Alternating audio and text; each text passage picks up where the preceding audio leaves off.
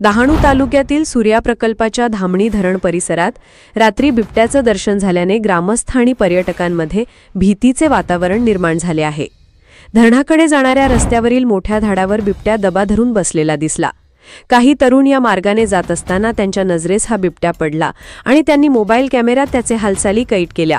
धामणी धरण परिसरात दररोज सकाळ संध्याकाळ ग्रामस्थ, शेतकरी आणि पर्यटकांची वर्दळ असते।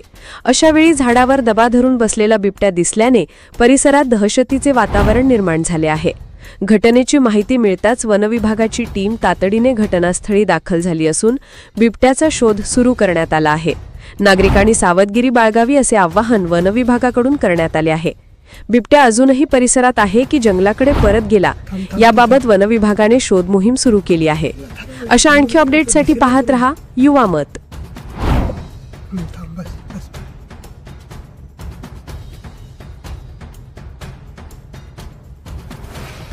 खतर लागणार ते लागला होता त्यांची